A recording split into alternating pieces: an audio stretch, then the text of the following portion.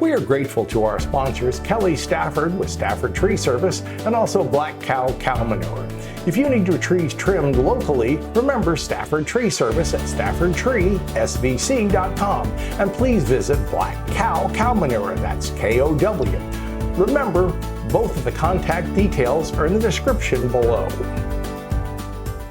Hi, I'm Stan DeFreitas for the Ask Mr. Greenthumb Gardening Segments. Color. A lot of folks like vibrant color, and Lantana certainly gives us that bright color. And you'll see these in purple, you'll see these in this gorgeous yellow.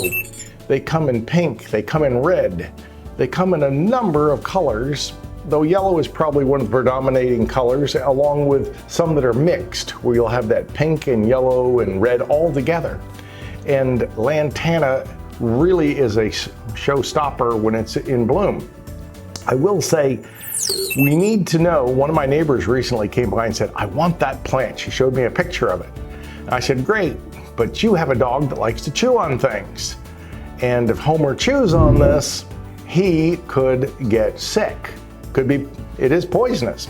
So remember that. If you've got little kids, they do get a little purpley black little fruit, and that fruit, if it's eaten, could be a problem.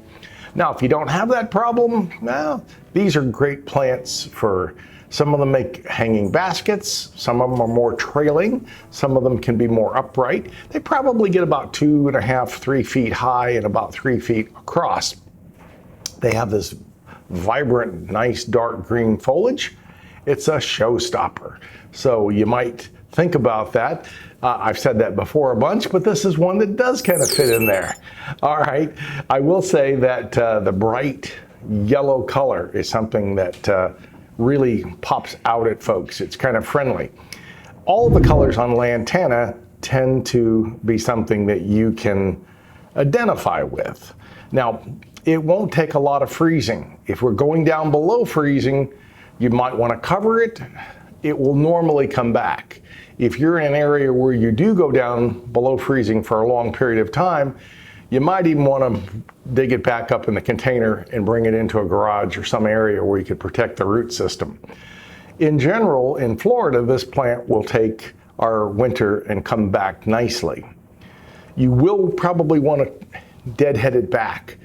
When you do deadhead back old flowers, you normally get new growth and you usually get reblooming, which is what people are looking for. As far as watering, it's pretty tough. You could grow this in almost any sandy, rocky soil and it will survive.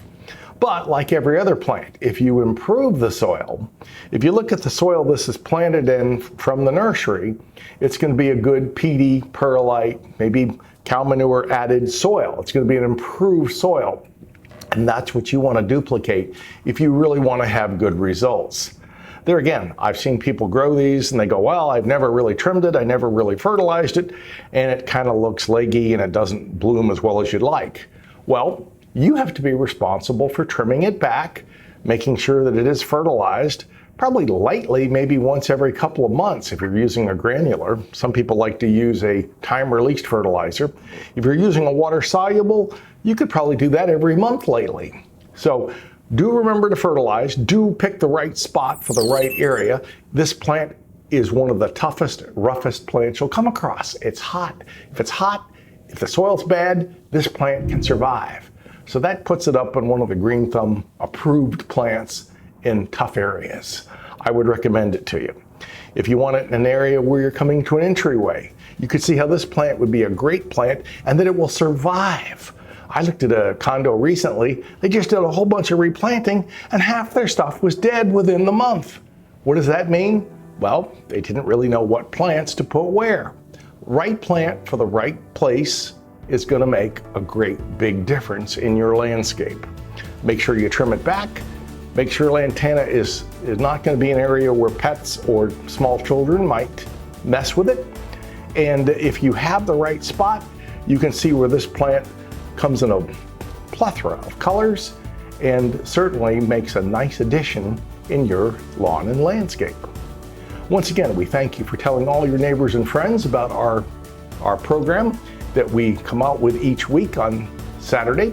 And we appreciate you helping to make this one of the most watched segments on the internet. Once again, thanks for watching.